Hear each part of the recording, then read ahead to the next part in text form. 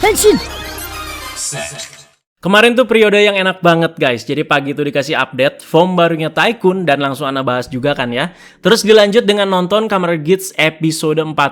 Berasa nyambung dan flow-nya enak aja gitu ya. Apalagi episodenya tentu seru dengan konflik yang simple tapi impactful dan pastinya bikin greget. Udah gak sabar kan? Jadi langsung saja guys, mumpung lagi semangat-semangatnya nih. Langsung kita bahas Kamen Rider Geats episode 40. Di awal episode ini kita diperlihatkan dengan lanjutan Aceng dan Neon yang dirempuk oleh sekumpulan orang-orang yang sudah dihinggapi para Yamato Kerdil ya. Sehingga di bagian ini membuat mereka itu seakan-akan jadi kayak zombie. Yang menarik perhatian Ana bukan fight-nya di sini, tapi insert song yang baru di bagian Geats 9 ngeberesin para Yamato kroco-kroco ini. Tadinya di awal Ana sempat salah sangka ya, ini pas lagi nonton apa YouTube Ana juga ikutan muter musik. Ternyata ini tuh insert song baru teman-teman ya, dan ternyata lumayan enak juga lagunya. Dilanjut dengan bagian Azuma dan juga Keiwa yang akhirnya menerima tawaran dari Aceng untuk mengikuti DGP-nya si Aceng dan berubah menjadi Kamen Rider lagi. Udah dikasih tahu juga kan dari episode kemarin kalau mereka itu bakalan bertarung tanpa hadiah dan gak bisa mewujudkan dunia ideal mereka ya. Nah di bagian ini dialognya itu cukup melegakan menurut Ana ya. Jadi udah takut kan dan males juga kalau Keiwa itu bawa-bawa dendam atau menanggung dosa lagi atau bawa-bawa emaknya si Aceng lagi ya. Dan Azuma yang bawa-bawa menghancurkan semua Kamen Rider lagi dan udah pasti kita dengernya juga jenuh ya. Tapi alasan Keiwa di sini memang dia itu nggak bisa berdiam diri dan harus melindungi orang-orang yang ada sekarang. Sementara Azuma juga mirip-mirip. Dia menganggap ini tuh belum selesai. Jadi harus ngeberesin macam Beroba dan juga Yamato yang merupakan sampah yang ditinggalkan oleh DGP selepas Grand End ya. Intinya ya, lu sebagai Kamen Rider ya berjuang dan bertarung atas nama keadilan tanpa pamrih aja udah gitu ya. Jadi cukup melegakan lah untuk bagian ini ya. Jadi ya apalagi di episode kemarin juga dua karakter ini bisa dibilang kan ya duo batu ya, duo kepala batu ya. Jadi mendengar mereka itu berdialog seperti ini dengan alasan mereka bertarung untuk jadi Kamen Rider ya cukup melegakan ya. Jadi di underline lagi tasnya itu simple, beresin sampah-sampah terutama para Yamato yang masih tersisa di dunia ini. Episode ini memang episode khusus buat Keiwa ya dan juga jadi pengawal sebelum dia itu mendapatkan form baru nanti. Jadi judul episodenya aja Tycoon Awakening tuh ya. Seperti yang Anda bilang sebelumnya, kalau dibikin saga soal Keiwa, nggak jauh-jauh pasti itu menyangkut kakaknya si Sarah. Dengan mengetahui adiknya itu yang jadi Kamen Rider lagi dan katanya itu nggak akan kerja sampai dunia itu damai ya. Waduh, pengangguran terus ya. Yang penting jadi Kamen Rider untuk menyelamatkan orang-orang. Jadi kakaknya si Sarah ini tuh jadi inisiatif lah untuk nambah kerjaan part-time untuk menambah modal untuk hidup ya. Gila itu kakaknya baik bener ya. Jadi beda tipe gitu ya sama kakak adik ya yang biasa itu di real life itu kan ya sering ribut lah ya. Ini mereka berdua itu bener-bener support ya, bener-bener kompak banget sampai segitunya ya teman-teman. Jadi ini kayaknya kalau kakaknya Keiwa nih ya si Sarah ini dapet cowok misalkan ya, yang lebih protektif kayaknya adiknya si Keiwa ya. Nah disinilah mulai ceritanya itu seru ya. Jadi di tempat si Sarah itu ngelamar kerja malah diserang sama Yamato. Walau nggak bisa berubah, tapi ya mungkin ada jiwa-jiwa Kamen Rider-nya ya. Karena kan pernah jadi Kamen Rider Hakubi juga ya. Ya masih ada lah si Sarah ini jiwa Kamen Rider atau jiwa ingin menolongnya. Makanya ya ikut ngelawan walaupun bagian ini ya menurut Ana sih lebih ke kocak teman-teman ya. Di saat ini bertemulah Sarah dengan beliau. Si Daichi Izuzu yang pura-pura melindungi dia dan menjelaskan asal-usul terutama bagaimana para Yamato ini tuh bertumbuh dan juga berkembang biak atau tercipta. Iyalah orang dia ini yang buat kok dia yang paham ya. Setelah bertemu Daichi, kakaknya si Keiwa ini kagak pulang-pulang sampai bikin adiknya si Keiwa ini khawatir. Jadi sempat ngabarin juga lewat chat kalau dia itu ketemu Daichi dan katanya jadi tahu soal Yamato. Jadi nggak pulang-pulang aja di sini yuk bikin khawatir gitu. Ini ketemu Daichi, gimana nggak bikin makin resah dan makin bikin panik ya. Jadi Keiwa itu sampai minta bakel ke Sumuri ya. Sumuri ada di X nggak? Ya nggak ada katanya ya. Udah itu aja. Jadi cuman ada ninja yang memang udah dikasih di awal tadi ya. Karena memang DGP-nya jadi sangat sempit juga. Cuman ada keberadaan Aceng dan Sumuri. Udah nggak ada lagi produser macam Miram yang memang kayak mengatur-ngatur lah sistemnya seperti ini. Dan juga kehadiran supporter yang kadang-kadang juga ngasih hadiah nih ke para playernya ya. Jadi disamperin lah di situ si Daichi sama si Aceng dan Keiwa ke kampusnya langsung ya. Tentu awal-awal ditanya nggak mau ngaku. cuman masang wajah polos aja ya, poker face ya. Dan Daichi ini ya sejak muncul kemarin ternyata memang bisa mengubah juga penampilannya, layaknya dia yang casual seperti kemarin-kemarin ya, yang awal-awal cerita Gits. Jadi ini udah terlihat juga ya, pertama itu pas ketemu Sarah, penampilannya seperti itu, dan kedua itu pas ketemu si Aceng sama Keiwa di kampusnya. Jadi di momen ini akhirnya Daichi itu menunjukkan bentuk monsternya sehingga membuat Aceng dan Keiwa ini harus ngelawan dia. Dan ini toh ternyata momennya yang kita itu dikasih lihat bocoran foto syuting kan ya, yang Gits 9 sama si Tycoon Ninja sampai Keiwa itu dihujat ya, abis-abisan gara-gara nggak dapet form baru. Wah, jomplang nih Gits 9 sama Tycoon Ninja ya. Oh, ternyata fight-nya itu di bagian ini teman-teman ya, di episode 40. Justru ternyata episode ini tuh yang jadi pengawal dia itu dapat form baru malah ya. Daichi saat ini tuh bisa berubah menjadi Yamato dengan nama Marella Yamato. Kalau Jepangnya itu Sanyochu Yamato. Jadi Marella itu sejenis genus Arthropoda yang udah punah katanya ya. Jadi ini menurut sumber mbah Wikipedia. Jadi memang ada istilah-istilah yang rumit juga yang Anda belum tahu. Jadi pas Anda research dan lihat gambarnya, apa sih ini Marella gitu ya. Pas Anda research memang bentuknya sama sih ya. Jadi yang jadi ciri khasnya itu ya yang kayak tentakel-tentakel yang menyerupai kelabangnya itu teman-teman ya. Jadi ya gila juga Toei bisa ambil referensi yang sangat asing begini gitu ya. Jadi asal-usul gimana Daichi ini tuh bisa menjadi Yamato seperti ini juga sudah diperlihatkan sepertinya ya di episode ini. Dimana ada bagian Daichi itu yang memakan utuh-utuh bayi Yamato yang sedang dia kembang biakan.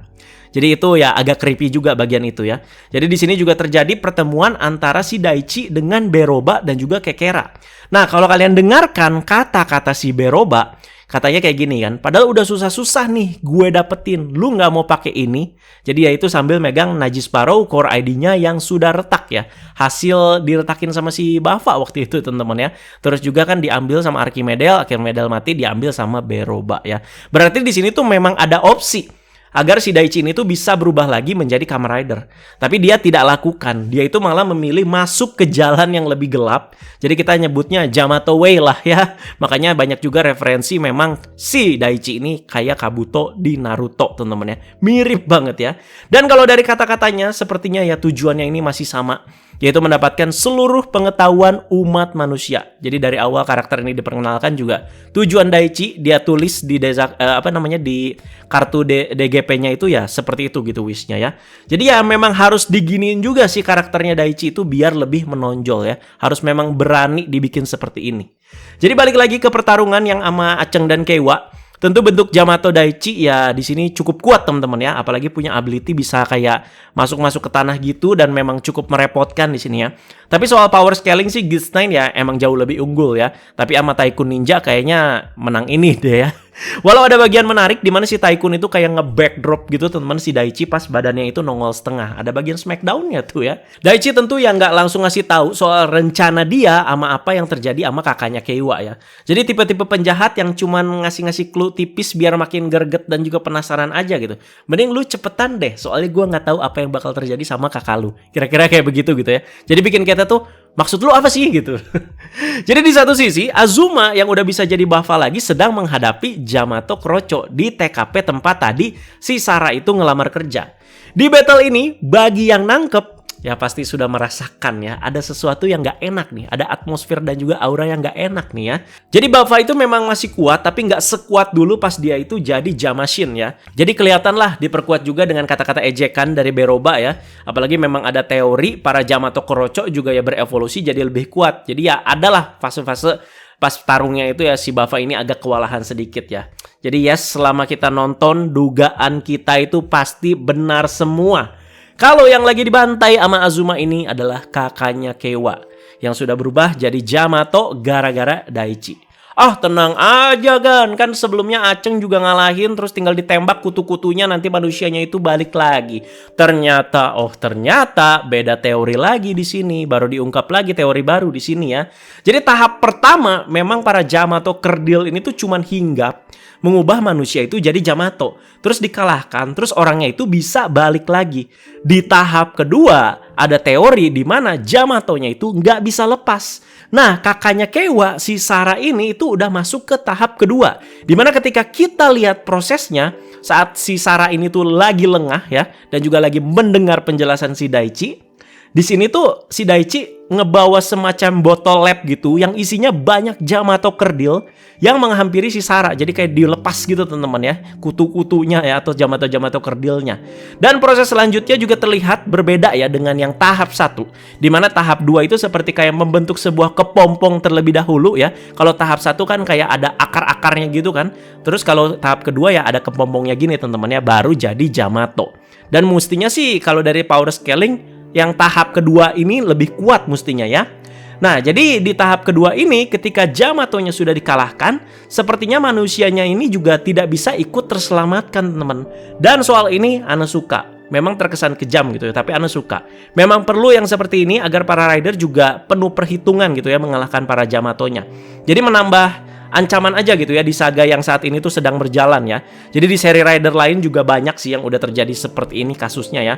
Jadi manusia yang jadi monster kalau udah dikalahkan ya udah gitu permanen dead gitu ya. Ada Gaim kan dengan investnya itu episode 1 udah terjadi di mana si Kouta itu ngebunuh si Yuya ya. Terus juga ada Kabuto kan dengan momnya, terus juga ada Revise ya, dan banyak lah ya kasus-kasus seperti ini gitu ya. Dan disinilah ramenya nih, Keiwa itu baru nyampe ketika ngelihat kakaknya itu baru dihabisin sama si Bafa. Sudah pasti ada salah sangka di sini. Azuma sendiri juga pasti nggak nyangka kalau Yamato yang lagi dia lawan dan dia habisin itu kakaknya Keiwa si Sarah. Apalagi dia mana tahu gitu ya teori perihal tahap 1, tahap 2, apalagi manusia jadi Yamato, ya shock juga gitu ya dia ya. Dan Keiwa sudah pasti salah sangka di sini, salah tangkap ya. Menyangka yang membunuh kakaknya itu ya si Azuma. Jadi Azuma sendiri juga ditanya sama si Keiwa dan cuman bisa ngomong, iya, gua yang abisin. Sebelumnya itu kan sempet nggak bisa berkata-kata kan. Di momen itu Ana sampai gemes juga Pak, sampai gebrak meja. Jangan beneran juga Pak. Sampai gebrak meja dan sampai bilang, woi ngomong. Dan akhirnya dia ngomong, iya, gua yang abisin gitu ya. Itu kayak udah aduh gitu, dia juga shock gitu ya. Jadi ya mau ngomong apa lagi gitu ya. Udah deh kena bogem itu si Azuma sama si Keiwa ya. Keiwa yang kalem bisa ngebogem, Pak. Jadi momen yang menyedihkan ya terjadi di sini, di mana Keiwa ya harus berpisah dengan kakaknya ini, di mana ya setelah dikalahkan di sekujur tubuhnya si Sarah itu tumbuh semacam kayak akar-akar Yamato gitu dan menyeret dia ke dalam tanah layaknya kayak pasir hisap lah ya. Jadi momen ini sedih sih, agak berkaca-kaca Ana juga. Terus juga yang patut diacungi jempol juga efek-efek akar dan kehisapnya itu berasa nyata dan lumayan halus loh ya. Jadi berasa beda gitu sama sebelum-sebelumnya yang kayak kasar banget gitu CGI-nya. Bahkan menurut Ana perpisahan ini lebih proper dibanding si OS yang 10 tahun bukan Tsunokor Medal kan Eiji mati ya. Ya udah gitu aja gitu ya. Ya tapi itu sih beda penerapan ya. Tapi ya kayak berasa lebih sedih gitu ya. Matinya kan sampai kayak pasir hisap gitu. Aduh sedih Pak asli ya. Jadi Azuma itu shock. Keiwa sendiri ya wajar nggak terkendali emosinya melihat orang yang satu-satunya yang ada di hidupnya, yaitu si kakaknya sendiri itu tewas secara mengenaskan di depan matanya. Jadi poin plusnya ini berasa jackpot banget nih buat Kekera sama Beroba. Beroba wishnya itu kemarin tetap menetap di dunia ini dan melihat kesengsaraan yang sesuai dengan keinginan dia. Sementara Kekera menetap di dunia ini juga dan mendapatkan tawa yang sesuai dengan keinginan dia atau melihat Keiwa itu bertambah kuat dan menjadi Kamen Rider sejati. Jadi dua faktor ini tuh langsung terwujud di depan mata mereka. Ini gila sih teman-teman ya.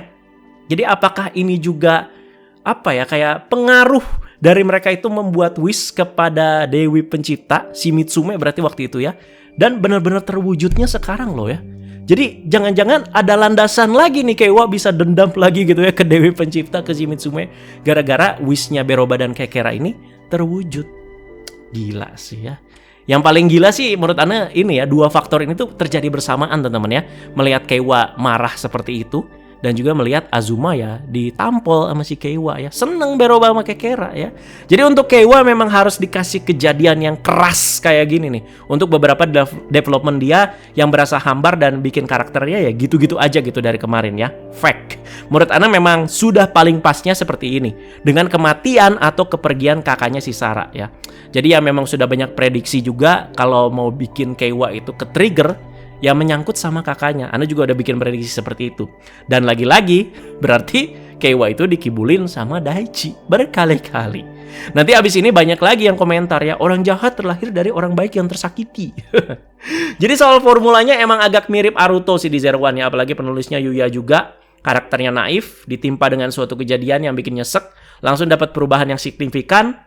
Ya semoga sih nggak jomplang amat juga ya teman-teman ya. Jadi berasa 180 derajat takutnya. Dan bahkan di sini dapat form baru.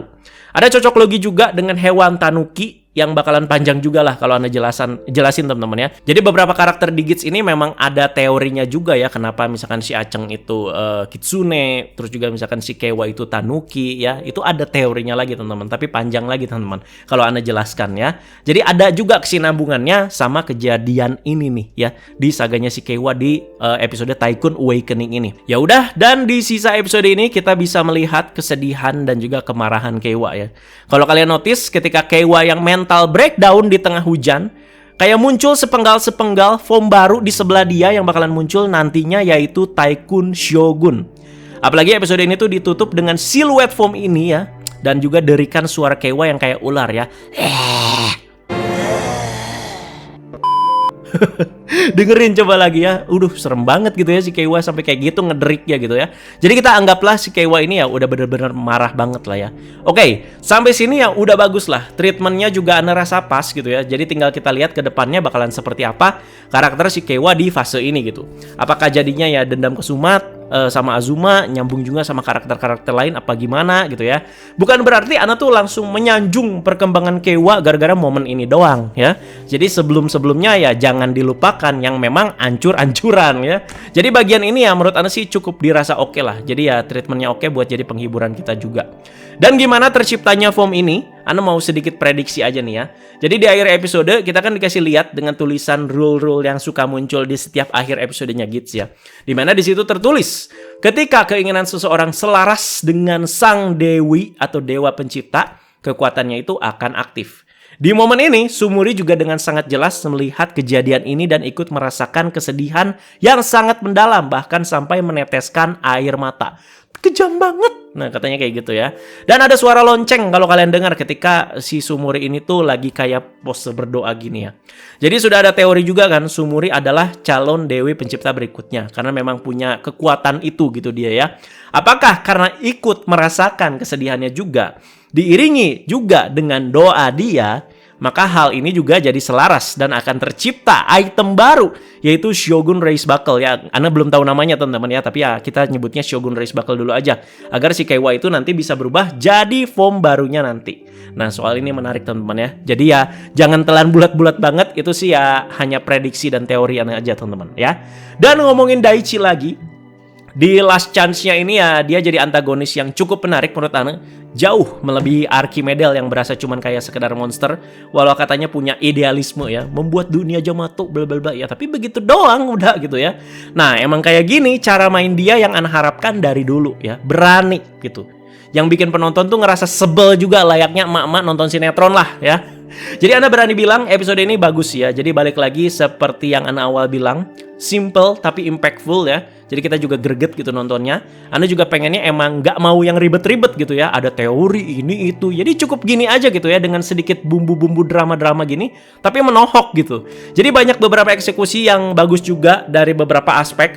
Pertama soal pengawal Kewa yang memang harus dibuat seperti ini demi karakter dia dan demi munculin form baru yang memang layak didapatkan dari rasa sakit ini.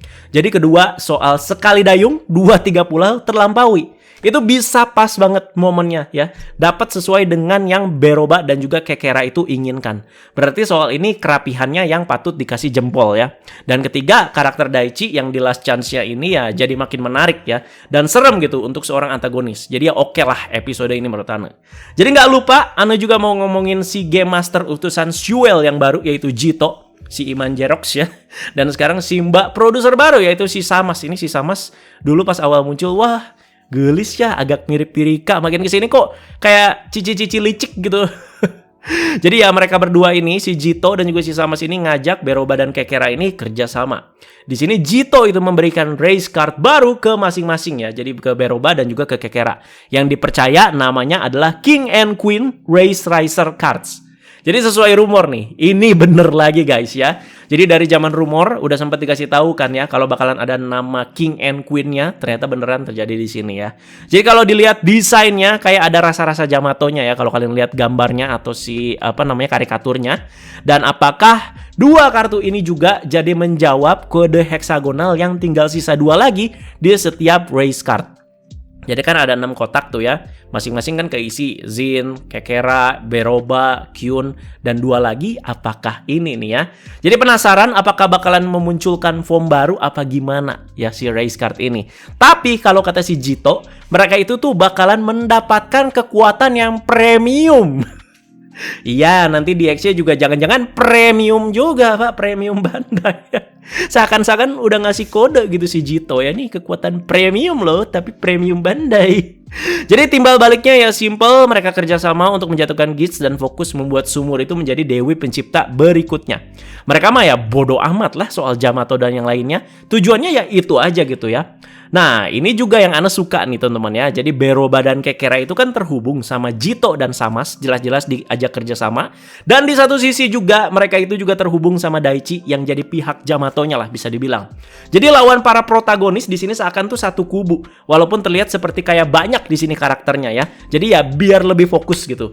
Jadi Hareryowin juga ketemu sama Jito dan di sini kelihatan lah dia itu udah ngebela Aceng dan Sumuri itu terang-terangan. Jadi udah di kubu Aceng banget lah si Hareryowin ini ya. Jadi melihat penampilan Jito juga sejauh ini sepertinya mungkin bakalan menarik teman-teman ya. Melihat gimmick-gimmicknya ya cukup unik gitu ya. Jadi kita tunggu aja aksinya si Iman Jerok satu ini ya. Jadi seperti itu dia guys pembahasan untuk episode 40-nya. Poin-poin positifnya banyak dan udah Ana jabarkan semua satu persatu lengkap bersama dengan alasan-alasannya seperti apa. Puas dan terhiburlah Ana buat episode ini ya. Jadi nggak sabar juga buat episode 41 minggu depan. Merasa lega juga dengan keputusan tepat Ana udah bahas form baru Tycoon duluan. Tapi soal visualnya doang ya. Jadi di bahas-bahas ini kita memang lebih fokus ke saganya Keiwa 1 ini. Berarti sudah pasti minggu depan form baru Tycoon bakalan muncul. Yaitu Kamen Rider Tycoon General atau Shogun Form. Jadi pendapat soal formnya pas debut episodenya nanti nggak usah Ana jelaskan lagi ya. Untuk penghematan waktu jadi biar memang kita fokus aja gitu ke episodenya. Jadi udah dijelaskan lengkap soalnya di episode Tousatsu kemarin. Intinya sih keren ya. Dan samsaknya siapa? Belum tahu juga. Tapi asiknya sih menurut Ana Daichi biar kita puas gitu ya. Jadi yuklah diskusi aja seperti biasa. Bisa ngasih prediksi juga bakalan seperti apa lagi ke depannya terutama soal Keiwa. Jadi besok-besok ya masih banyak updatean sesuai yang Ana bilang ya. Jadi ditunggu teman-teman dibahas satu persatu. Pastinya minta support dan kesabarannya aja ya guys. Jadi terima kasih banyak yang sudah menonton video hari ini. Seru episode 40 Gits ya. Diskusi sekali lagi teman-teman jangan lupa like, share, dan subscribe. Bye-bye guys.